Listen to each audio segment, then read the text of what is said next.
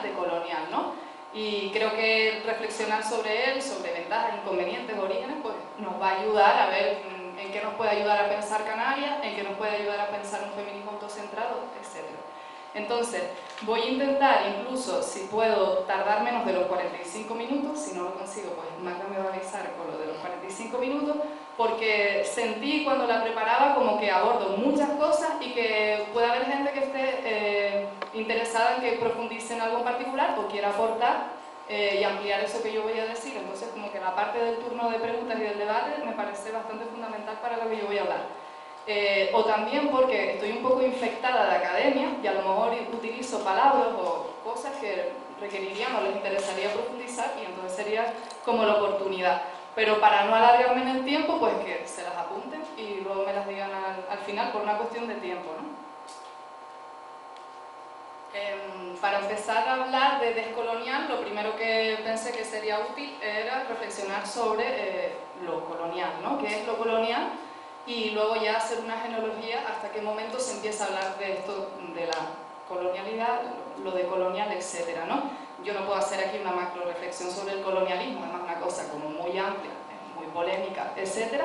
Pero bueno, dar un par de pinceladas que además nos puedan ayudar a pensar la posición de Canarias en este mapa, ¿no? Por eso puse un mapa del mundo en el que se ve marcado, aunque creo que no se ve mucho Canarias por ahí.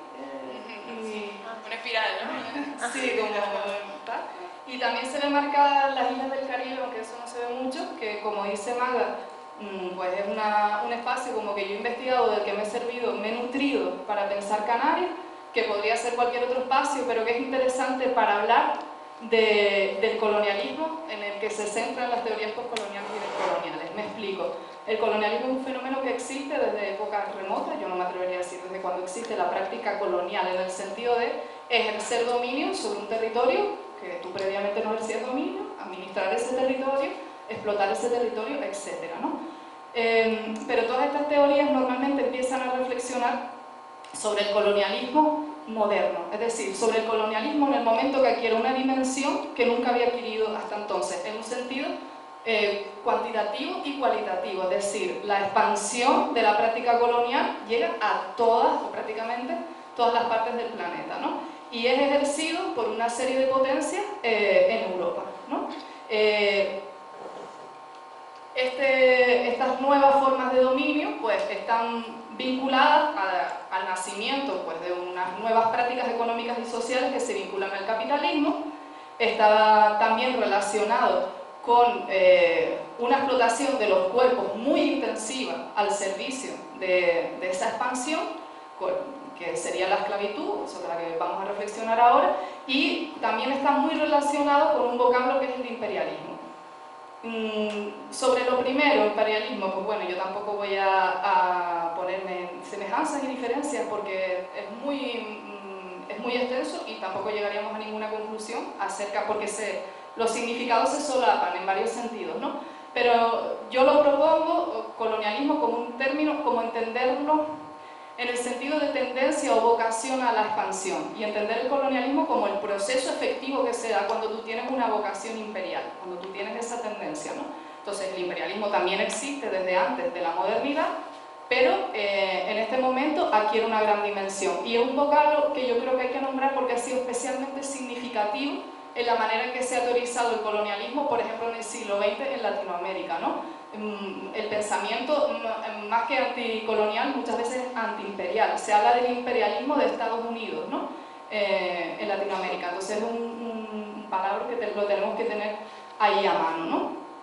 Y en cuanto a la esclavitud, que podría parecer una palabra que a lo mejor no es demasiado importante como para colocarla ahí, sí que casi todas las teorías acerca de cómo surge el colonialismo moderno, este modelo intensivo de colonialismo, están muy relacionadas con la esclavitud. El propio Marx, no sé si puse la cita de Marx al final, hablaba, ¿no?, de cómo era indispensable para pensar la génesis de ese colonialismo, de ese capitalismo mercantil que por primera vez pues, va a abarcar las 3/4 partes del planeta, ¿no? Voy a leer la cita de Marx en la que dice que la esclavitud es la que ha dado el valor a las colonias. Son las colonias las que han creado el comercio mundial y el comercio mundial es la condición necesaria de la gran industria mecanizada. Así, antes de la trata de negros, las colonias no daban al mundo antiguo más que unos pocos productos y no cambiaron visiblemente la faz de la tierra. La esclavitud es, por tanto, una categoría económica de la más alta importancia. Bien, pues para hablar de la génesis del colonialismo moderno, y vuelvo atrás, se suele hablar mucho de lo que sucedió, bueno, no es que se suele hablar de lo que sucedió en el Atlántico, es que el Atlántico es la génesis. Luego va a haber una expansión por el resto de océanos, ¿no? Y por eso el Caribe es un lugar como fetiche para pensar esto, porque es el lugar, supuestamente, del punto cero, digamos, del descubrimiento, que sabemos que no fue descubrimiento, de América, y donde se van a implementar una serie de prácticas que contrasta con las prácticas tradicionales del feudalismo, que van a tener que ver con una explotación intensiva de la tierra, ¿no? Con un modelo paradigmático que es el de la plantación que van a ser los ingenios azucareros, los primeros ingenios azucareros, y así el algodón, el tabaco, todos estos productos, que lo que tiene característico no es que no hubiera plantaciones antes, no es que la gente no plantara, sino es la envergadura, como digo. Y para que saliera rentable una inversión en una cantidad de terreno tan amplio, había que tener mano de obra pues gratuita o prácticamente gratuita, ¿no? Y aquí es el origen de la trata transatlántica, que tiene unas dimensiones, ¿verdad? Estamos hablando de millones. El holocausto nazi es un chiste al lado de lo que fue, con todo el respeto, ¿no? La cantidad de cuerpos que atravesaron, por ejemplo, el océano para trabajar en las plantaciones, dando lugar a lo que se llama el comercio triangular. Que el comercio triangular pues es que Europa de alguna manera vendía baratijas, quincallas, metales, incluso algunos productos traídos del Caribe como ron, como tabaco, en África occidental sobre todo. Allí esos productos eran intercambiados por cuerpos afrodescendientes. Esos cuerpos afrodescendientes iban a trabajar en la plantación, su fuerza de trabajo se transformaba en materias primas que volvían a Europa para ser manufacturadas. Esta es la idea del comercio triangular y la génesis de este capitalismo mercantil del que nos habla Marx.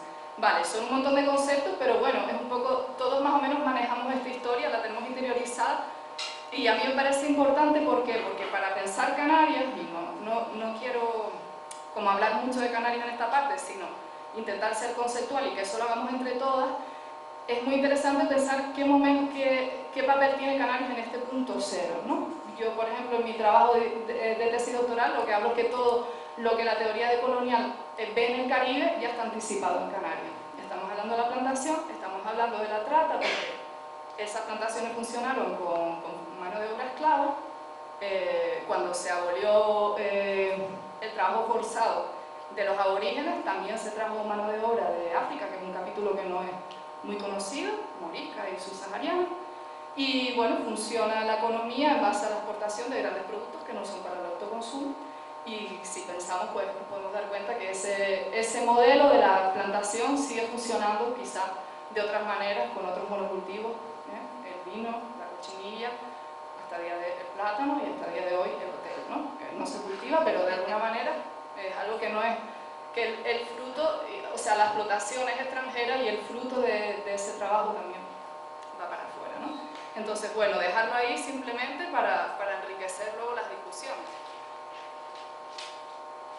Entonces, todos estos elementos que están en los orígenes del colonialismo, el imperialismo, el capitalismo, la esclavitud, de alguna manera son elementos fundamentales en lo que se llaman las luchas anticoloniales, es decir, son objetos de denuncia en las luchas anticoloniales, son cuestionados en mayor o menor medida, y en casi todo el planeta esos lugares que eran colonias obtuvieron independencia formales al menos. En eso tenemos que coincidir.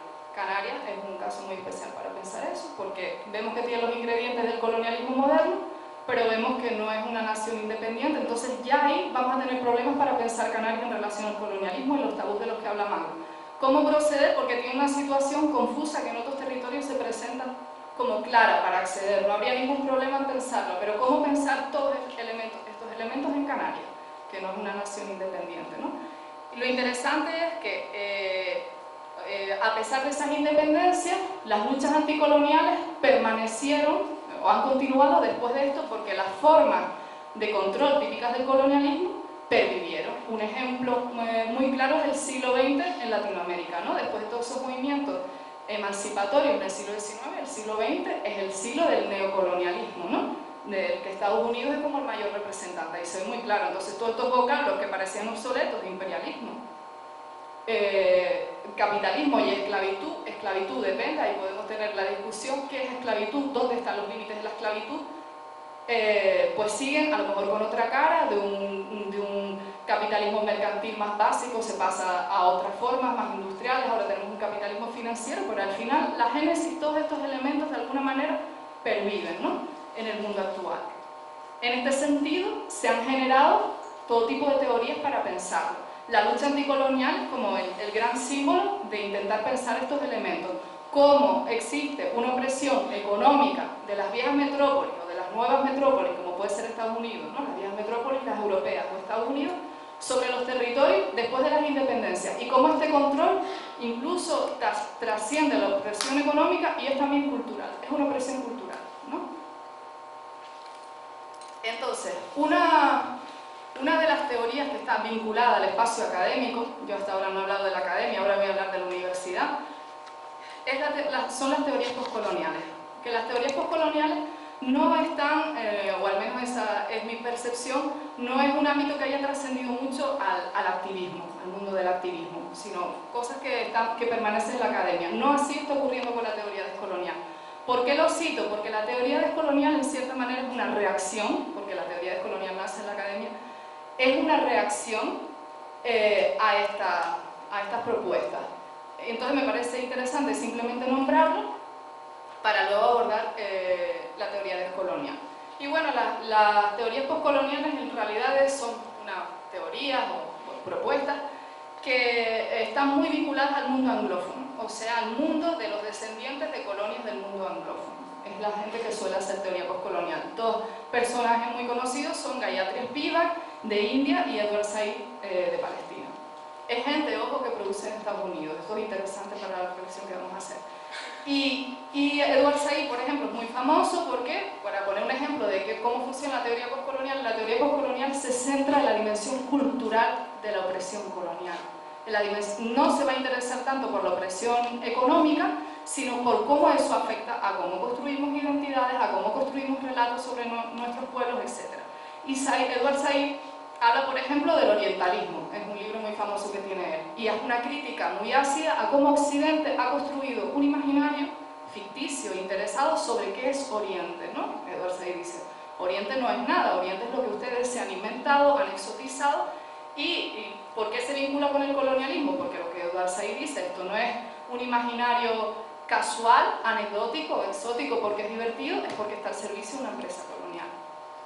Gayatri Spivak, por su parte, es muy conocida por un artículo que tiene en la que pregunta ¿puede el subalterno hablar? Ese es como su artículo conocido, el subalterno, ¿no?, el oprimido, eso es un término de Gramsci. ¿Qué se refiere Spivak? ¿En qué medida los subalternos del mundo están contribuyendo, pueden acceder a una discusión? ¿Están contribuyendo a la discusión acerca de las cosas, acerca de cómo pensamos el mundo, acerca de cómo pensamos la expresión? E incluso más allá, ¿puedes hablar?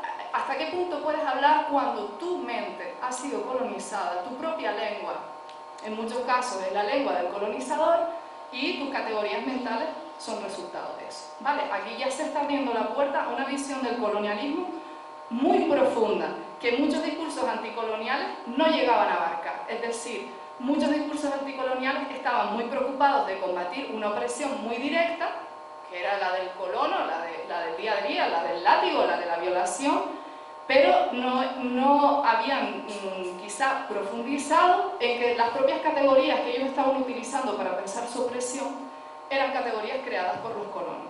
¿Vale? Entonces, me salto esto. Esto estamos hablando de los años 80. ¿Qué pasa? En los 90, a partir de los 90, los 2000, aparece una gente que está más vinculada al mundo hispano, que también muchos producen en Estados Unidos, y empiezan a hablar de lo descolonial frente a lo postcolonial. Lo postcolonial es un término, me salté esta frase de Stuart Hall, pero me va a venir bien, que es un teórico jamaicano, de los más interesantes que puede haber en teoría postcolonial. Y Stuart Hall, en un texto que se pregunta por lo postcolonial, dice esto: lo postcolonial es un símbolo de deseo para algunos, así como un peligro para otros. Un símbolo de deseo en el sentido de que, ¿qué es postcolonial? El mundo es neocolonial. Eso es lo problemático, o lo que se va a problematizar también desde teoría descolonial. ¿A qué te refieres con poscolonial? Nada ha dejado de ser poscolonial. Obviamente ellos se referían a que estaban pensando después del colonialismo oficial, después de esas independencias. Pero ¿en qué sentido? Dices tú, eso es un deseo a lo que tú aspiras, pero lo poscolonial no ha llegado, nadie es poscolonial, ¿no? Y un peligro. ¿Un peligro por qué? Porque la teoría poscolonial de alguna manera nos empieza a meter en un terreno pantanoso, que es el mismo terreno de la posmodernidad y de todas las palabras que empiezan por pos. El feminismo, lo que quiera. Que hay que asumirlo, pero es un terreno pantanoso, en el sentido que Edward Said no dice, ay, ustedes se inventaron esta idea de Oriente, sino que Edward Said dice, tanto Oriente como Occidente son ficticios. Blanco-negro son oposiciones en las que lo negro es un constructo, pero lo blanco también lo es. Entonces, ¿qué nos queda? Ese es el terreno pantanoso. ¿Qué nos queda? ¿Cuál es el sustrato de las identidades? ¿Desde qué identidad nosotros edificamos nuestra lucha? Todo este problema, que ya son los años 80, pues se está poniendo sobre la mesa y es bastante problemático y peligroso, ¿no? Entonces, bueno, aparece este giro descolonial, que es una manera de llamarlo, aparece una serie de autores que parecen sí, pues como encontrar un nicho en esta palabra que es más fuerte, más propositiva, porque es descolonizar. Yo tengo una misión, no es que yo vaya a reflexionar aquí poscolonial sobre el colonialismo, no, no, yo estoy haciendo teoría descolonial o decolonial, lo que yo quiero es deconstruir, lo que yo quiero es descolonizar. En este sentido, pues tiene una indicación como más política, diría yo, y además lo que intentan es trascender también un enfoque meramente cultural y pensar el colonialismo en su dimensión económica también. Es decir, ¿cómo puedo yo integrar la opresión económica y las opresiones identitarias que ellos van a poner sobre la mesa? Sobre todo la raza, que es la categoría a la que ellos les van a dar centralidad. En este sentido es una suerte de reacción a dos paradigmas imperantes. Uno es el paradigma marxista, que pone el acento y dice, el eje de nuestras opresiones es la clase, las opresiones económicas. Y el resto son añadidos, que sí, puede sufrir más o menos, pero el eje es quiénes son los propietarios de los medios y quiénes son, ¿no?, los asalariados, quiénes son los burgueses, ¿no? Esa es la dicotomía fundamental. Ellos van a decir, no, esa no es la dicotomía fundamental, ¿no? Como mínimo, les adelanto que van a decir, eso es una cosa que puede, o sea, tú puedes ser rico, puedes ser pobre, por hacerlo de una manera muy caricaturizada, pero hay otras violencias, que además están inscritas en el cuerpo, ¿no?, que las vas a tener desde que naces hasta que te mueres y que, bueno, la económica la puedes solventar en mayor medida, pero no va a ser el eje central, ¿no?, de las opresiones. Entonces empiezan a hablar de dos cosas fundamentales. De hecho, hay gente que habla de un grupo modernidad-colonialidad en estos estudios, que tampoco es que exista, ¿no?, pero bueno, son dos palabras fundamentales. La modernidad y la colonialidad, para hablar de teoría colonial. La modernidad, ¿por qué? La modernidad es donde ellos van a centrar toda la atención. ¿Por qué? La modernidad la van a entender como no como una etapa histórica, que por cierto es una etapa histórica bastante arbitraria, en el sentido que es una clasificación muy concreta que hizo Europa acerca de cuál era el desarrollo del tiempo, cuál era la evolución, y no sé cuándo, por supuesto, la inauguró Europa, y por supuesto supuso una liberación para los pueblos del planeta, ¿no? Bueno, pues ellos lo que van a hacer, como ya también hace la posmodernidad, es poner en cuestión todos esos relatos de la modernidad. Esos relatos son amplios y yo no puedo detenerme en torno a ellos, pero tienen que ver, por caricaturizarlos mucho, con lo típico que estudiaron en el colegio seguro del momento Descartes, que está ahí en Francia, al lado de la estufa, y dice, tal, yo pienso, lo existo. Ese momento tiene que ver con decir, bueno, lo que me distingue del resto de lo que se va a llamar naturaleza es la razón, es poner la racionalidad en el centro y hacer una división muy clara entre lo que es el hombre y lo que es la naturaleza. Y digo hombre no como genérico, obviamente hombre. Todo lo que no sea hombre, que van a ser, ¿no?, los cuerpos de las mujeres, los cuerpos con pene que no alcancen los estándares de masculinidad, los animales, el resto de la naturaleza, vivo o inerte. Esa va a ser la concepción, la separación, y esa separación va a tener múltiples consecuencias. De ella se va a derivar una violencia increíble.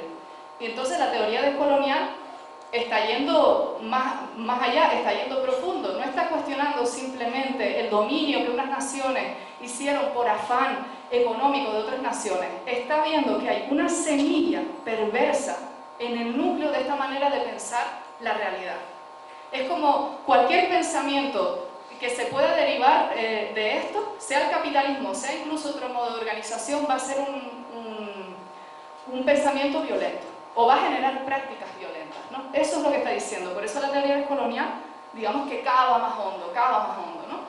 Y la colonialidad, que es el otro palabra, que lo utilizan simplemente para que colonialismo, para que no tengamos una visión superficial, digamos, del colonialismo y entendamos colonialidad como ese aparato donde se integran todas las violencias, todas las jerarquías de poder, poniendo el acento, obviamente, igual que unos lo pusieron en otras palabras, en la opresión económica, en la opresión identitaria, ellos lo van a poner la palabra colonialismo, al poner la palabra colonialidad. Le van a dar mucha centralidad, ¿no? Y aquí tengo una cita de Ramón Grosfoguel, que es uno de los autores más populares en teoría descolonial, en la que él organiza de esta manera, digamos, los vectores de opresión, las opresiones que nos atraviesan, y dice que la raza es la línea divisoria transversal que atraviesa las relaciones de opresión de clase, sexualidad y género a escala global. En este sentido, Grosfoguel está claramente apostando por la raza y es un claro representante de la teoría descolonial, que quiere decir que al margen de lo que haya aterrizado el marxismo, al margen de lo que haya aterrizado otros movimientos emancipatorios, la raza es, él lo dice así, el eje, la zona del ser y del no ser. Esto es unos vocablos que toma de Frank Fanon, que es un autor fascinante de los años 60 de la isla de Martinica. Y él lo retoma y dice: tú puedes estar en la zona del ser o en la zona del no ser desde que naces. Si tú estás en la zona del ser, y es una zona racializada, es decir, estás en la zona de lo blanco, puedes vivir guerras, puedes vivir opresiones sexuales, puedes vivir todo, pero son una posibilidad. Si tú estás en la zona del no ser, es inmanente. La violencia es perpetua, desde el día que naces hasta el día que mueres. Esa es la propuesta que hace Grosfoguel, ¿no? Entonces, simplemente para acabar con una idea global de la colonialidad, y ahora discutimos sobre estas ideas, ¿no? Lo que tiene de aportación frente a la teoría postcolonial que vimos es que intentan dar una visión sistémica, donde todas estas jerarquías están integradas, donde nada es una cosa anecdótica, sino todas estas opresiones están juntas, ¿no? Esta es otra cita de Aníbal Quijano, que es el que acuña el término de colonialidad, en la que dice que el capitalismo no es solo un sistema económico. El paradigma de la economía política está haciendo una alusión aquí a Marx, no es solo un sistema económico y tampoco es solo un sistema cultural, ¿vale? Sino que es una red global de poder integrada por procesos económicos, políticos y culturales, cuya suma mantiene todo el sistema, es decir, toda esta palabrería académica para decir que lo que están intentando es tener una visión sistémica que de alguna manera incorpore todas las críticas que se han hecho a ese paradigma marxista que dejaba en un aspecto secundario las opresiones sexuales, las opresiones raciales y otras, ¿no? Este es el intento de la teoría descolonial. Entonces, yo lo que pensé que pudiera ser interesante es hacer una crítica a la teoría descolonial para que, si vamos a manejar esa palabra, de alguna manera sepamos qué peligro, o decidamos qué peligro puede acarrear, qué cosas nos gustan, con cuáles nos quedamos, en cuáles nos vemos reconocidas y cuáles no, ¿no? Yo creo que los problemas que tiene la teoría descolonial, y ese es mi juicio, tiene que ver con que las personas que de alguna manera pusieron el puño de estas palabras la primera vez eran personas que tenían determinados privilegios, que eran hombres, y entonces que producían en Estados Unidos, y esos son los resultados o las rémoras de este primer momento de formulación. Las críticas que yo voy a hacer no son mías. Hay gente dentro de la teoría descolonial que ha cuestionado todos estos paradigmas, o sea que afortunadamente es un paradigma que tiene la cualidad de haberse salido de la academia, de que hay gente fuera de él que se apropia del término, que le da un montón de caña y que cuestiona a estos padres fundadores, ¿no? Entonces, en ese sentido, yo hice la genealogía para que vean dónde surge, no dónde se practica, no dónde se reapropia, porque es una palabra que se está utilizando en muchísimos contextos. Entonces, uno de los problemas que tiene la teoría descolonial es lo que podríamos llamar el epistemicidio, es decir, al hablar de Giro, parece que da la sensación de que son los primeros que se les ocurrió que el colonialismo podría tener esta dimensión o esta impronta, ¿no? Mental, digamos, que la modernidad tenía este papel. Entonces, bueno, el problema es que muchos de ellos teorizan sin reconocer a todas estas fuentes que podemos encontrar. Yo les puse aquí ejemplos como para decir, desde Huamampoma, que no sé si se pudiera considerar un texto descolonial o no, que es un peruano que le envió unas cartas al rey en España diciendo todos los atropellos del régimen, ¿no? Con dibujitos de lo que significa las violencias, etc. Es un ejercicio crítico de pensar que a lo mejor no tiene la profundidad, pero la que podemos encontrar en métodos descoloniales. Luego puse Marcus Garvey y Ernest Seser, por poner dos ejemplos, de pensadores del Caribe que han hecho mucho inciso en la raza, que han hablado de la negritud, y que hablaban con gran profundidad de la impronta mental que tenía el colonialismo. Frantz Fanon, que para mí es un autor descolonial plenamente, es decir, que toca todos los palos y que está escribiendo como 30 años antes que ellos. Y, por ejemplo, Angela Davis, o sea, las figuras de los feminismos negros en Estados Unidos, de los feminismos chicanos, son figuras que están abordando, antes que la teoría descolonial, la complejidad de las intersecciones, cómo pensamos la opresión racial con la económica, con la sexual, cómo hacemos con eso. Entonces, y Silvia Rivera Bucicanque, que si no la conocen, pues ella sí que se podría considerar, ¿no? Que, bueno, al igual que Angela Davis, pero que es una autora ¿no? boliviana que produce en Latinoamérica y que está haciendo un ejercicio descolonial hasta el punto de que decide cambiar las categorías de pensamiento para pensar la realidad de la opresión y utiliza palabras, ella es indígena aymara para pensar la realidad, porque considera que si no, nunca estaremos a la altura de poder hacerlo porque nuestras palabras ya están colonizadas y qué alternativas nos permiten crear. O sea que estos son ejemplos y Silvia, yo no sé si tengo la cita, sí, luego la digo por ahí, ¿no? Y es gente que nunca utilizó la palabra descolonial. Quiero decir que por utilizar la palabra descolonial no quiere decir absolutamente nada. Hay mucha gente, de muchas maneras, pensando esta complejidad porque es la época de pensar esta complejidad. Y después, el otro problema de la teoría descolonial, tal y como la vimos formulada por Grofogel, es el papel del sexo. Yo prefiero decir sexo que género. Si quieren después hablamos de eso. Porque si no nos vamos a enrollar, pero de alguna manera la frase de Grofogel, en la que decía que la raza era la línea divisora transversal, está nuevamente colocando a la categoría de raza en un papel central o privilegiado, tal y como el marxismo hacía con la de clase.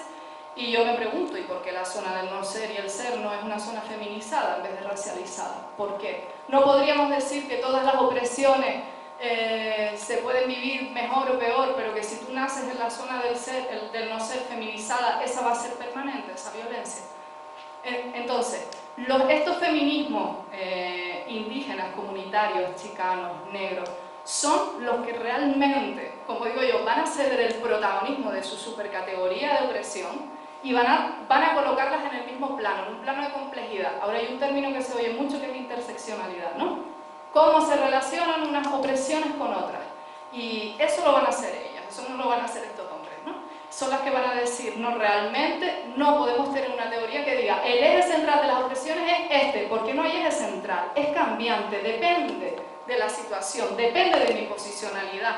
Yo respecto de ti puedo ejercer un tipo de violencia porque tú eres persona migrante, yo no lo soy, pero respecto de la persona que tienes al otro lado en el banco y siendo tu mujer y ser hombre y así, ¿no? Se entiende perfectamente cómo es móvil y estas categorías lo único que han hecho es limitarnos y sobre todo invisibilizar a la gente que tenía determinadas opresiones diciéndole no, que la tuya es secundaria, no hay opresiones secundarias, hay un mapa complejo y dinámico, ¿no? de opresiones.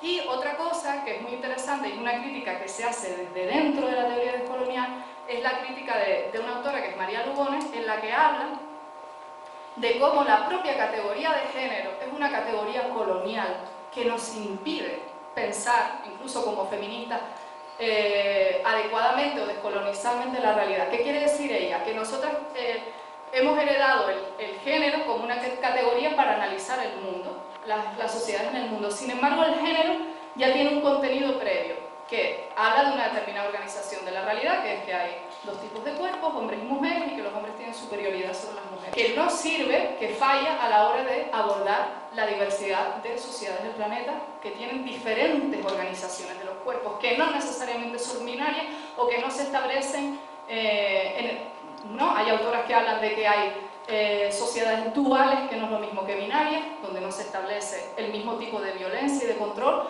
o hay, como María Lugones, pues que habla de sociedades donde obviamente la división no es en 2, sino en 3, 4, ¿no? Divisiones de los cuerpos variadas, y la propia categoría de género que utilizamos las feministas como si fuera universal nos impide ver y además nos hace estar descubriendo la pólvora. Por ser dura, la teoría queer, en el sentido de cuando un poco se reconoce en descubrir la pólvora. Las identidades no tienen que ser binarias, como niñas, las identidades no han sido binarias en un montón de lugares. Es decir, que a lo mejor es más interesante escarbar y mirar para otro lado que no sea Europa y encontrar otras formas de organización que esta cosa de tal, feudalismo, modernidad, posmodernidad, soy súper crítica, este es el recorrido de las cosas y yo estoy en el culmen de la inteligencia. Igual hay alguien que no hizo nada de ese recorrido, que tenía una sociedad más emancipatoria en algunos sentidos, y quizás te convendría escuchar algo de lo que tienes que decir, ¿no? Pues por ahí va la crítica descolonial. Entonces, bueno, y también decir que, claro, la teoría descolonial al fin y al cabo bebe de la teoría anticolonial, y la teoría anticolonial ha sido también profundamente, bueno, como todas las teorías de la emancipación, profundamente machista. Pero en el caso de la teoría anticolonial, pues tenemos muchos ejemplos, porque las teorías anticoloniales, de alguna manera, los sujetos intentan, al colonizado le han dicho, por hablar en términos de Fanon, tú no eres un hombre, tú eres una patraña. Entonces, ¿qué hace el colonizado? No, yo sí soy un hombre, soy un superhombre, soy super viril, ¿no? Y aquí les pongo dos ejemplos, de Martí y de Césaire, que son dos iconos de la lucha anticolonial, cómo realmente el imaginario que tienen de la descolonización es un espacio viril, ¿no? Una respuesta unánime y viril, dice José Martí. Césaire dice, ¿no?, de Martinica, que es el padre de la negritud, yo no quiero para mi país corazones de dátil, dulce, ¿no?, sino corazones de hombre que al entrar en las ciudades de plata por la gran puerta trapezoidal golpeen la sangre viril, ¿no? Ese es el imaginario anticolonial, y que por el que tal vez muchas mujeres no se han sentido interpeladas en ese proceso, ¿no? Y bueno, la teoría descolonial de alguna manera también bebe de eso, y si las que la recrean son hombres, pues más. Entonces, por último decir que, bueno, al venir de la academia, el vocablo pues tiene cualquier problema que puedas asociar a la academia. El machismo es uno de ellos, el epistemicidio es otro de ellos, y bueno, en general como estar alejado de la realidad o pensar que tu realidad concreta, es decir, normalmente son personas provenientes de colonias que tienen la oportunidad de llegar hasta a una universidad en Estados Unidos y hablar de eso. Son problemáticas que a veces eclipsan, a veces oímos hablar mucho. A mí me han inspirado muchísimo a las feministas negras y chicanas en Estados Unidos, pero en Latinoamérica hay feminismos comunitarios desde hace un montón que también tienen propuestas súper interesantes y a lo mejor no nos llegan por ese efecto, ¿no?, de copar el discurso incluso de personas que pueden ser súper interesantes. Entonces aquí acabo con esta cita cañera de Silvia Rivera Cusicanqui, que ella es súper cañera, de hecho cae muy mal en diversos ámbitos de la academia, en la que dice: lo poscolonial es un deseo, como ya decía Stuart Hall, lo anticolonial es una lucha en la que ella estuvo implicada desde siempre, y lo decolonial un neologismo de modo antipático. Es decir, es una crítica fuerte para ver esa semillita que tiene un poco de estamos descubriendo la pólvora. Yo lo definiría así un poco. Aún así, yo creo que es un término, igual que muchas feministas, que se puede reapropiar inteligentemente. Las tenemos a Orchi Curiel, tenemos a Yuderquis Espinosa, o sea, gente que está dentro y que utilizan esos vocablos y que están haciendo un trabajo bastante dinamitador de estos efectos que yo decía que tiene la teoría descolonial tradicional. Entonces, que no hace falta, no es que yo esté haciendo ninguna crítica, esas críticas ya están y desde hace un montón de tiempo. Y la teoría descolonial, por lo que ofrecería de alguna manera, y por lo que creo que muchas nos hemos reconocido en ella, a lo mejor dentro de 5 años encontramos otra que nos guste más, pero por ahora nos ha sido un poco rentable, es porque trasciende el enfoque anticolonial y el enfoque postcolonial en un sentido de volverse más radical y más propositivo. O sea, coge lo que tiene de propositivo lo anticolonial, que es una misión concreta, luchar contra el colonialismo, y coge lo que tiene de de profundo, de hundirse en las raíces de la modernidad que tiene la teoría postcolonial, ¿no? En el caso nuestro, ¿no? Para un feminismo descolonial canario, pues yo creo que puede ser súper interesante, ¿no? Como, primero, tenemos una tradición feminista que nos invisibiliza por completo en el Estado español. Cuando digo por completo, pero es por completo del por completo, o sea, no existimos. Y las oportunidades, o sea, en la teoría descolonial, como en la de muchas otras autoras, digamos, de feminismos periféricos, que a lo mejor no utiliza esta palabra, pero bueno, yo creo que hay una oportunidad para repensarnos y para hacer un pensamiento eurocentrado, por lo menos por ahora. Después a lo mejor encontramos otra herramienta que nos sirva más. Pero creo que algo pues creado, nutrido, sobre todo el pensamiento de Latinoamérica y el Caribe, es muy conveniente, porque tenemos una situación con muchos paralelismos.